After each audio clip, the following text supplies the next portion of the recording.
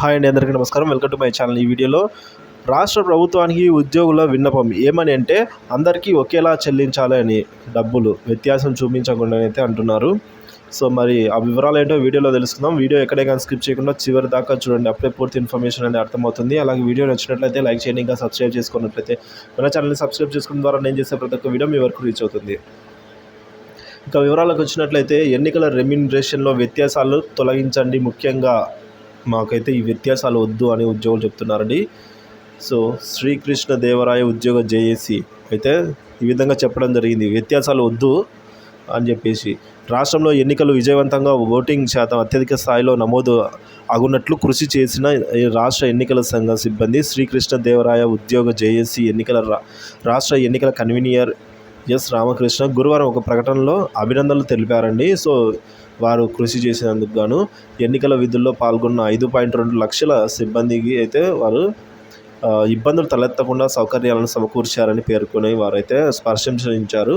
ఇక రాత్రి పగలు తేడా లేకుండా ఎన్నికల విధులు నిర్వహించిన సిబ్బందికి ఆంధ్రప్రదేశ్లో ఇచ్చిన గౌరవ వేతనం తెలంగాణ రాష్ట్రం కంటే చాలా తక్కువగా ఉంది. మనం కూడా చూసుకోవచ్చండి. ఏదో ఇచ్చామంటే ఇచ్చాం, నామమాత్రపు అయితే ఇచ్చారు. తెలంగాణలో పీఓలకు 3,150, ఏపీఓలకు 1,750, బిఎల్ఓలకు 600 ఇచ్చారన్నారు. మన రాష్ట్రంలో చూసుకుంటే ఏపీఓలకు కొన్ని చోట్ల 1,750, మరికొన్ని చోట్ల 1,500, ఈ విధంగా వ్యత్యాసాలు.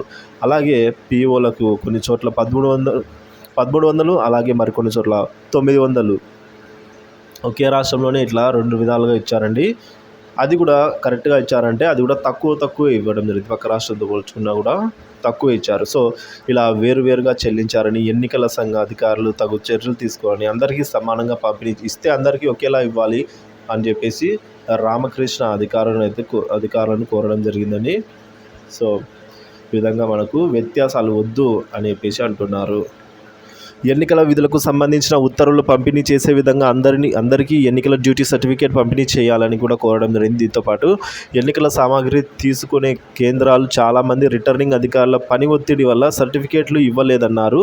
ఇంకా పోస్టల్ ఓటు వినియోగించుకోలేని టీచర్లు, ఉద్యోగులు, పోలీస్ సిబ్బందికి జూన్ 3 లోపల మళ్ళీ ఒకసారి వాళ్ళకి ఎవరికైనా మిస్ అయి ఉంటే అవకాశం కల్పించాలని కూడా, సో ముఖ్యంగా ఈ 3 డిమాండ్ల మీద అయితే వారు అడగడం జరిగిందండి.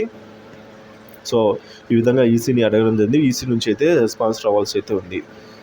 వీడియో నచ్చినట్టయితే లైక్ చేయండి. ఇలాంటి వీడియోస్ కోసం సబ్స్క్రైబ్ చేసుకుని అప్డేట్స్ అయితే ఫాలో అవుతున్నాను. Thank you for watching this video.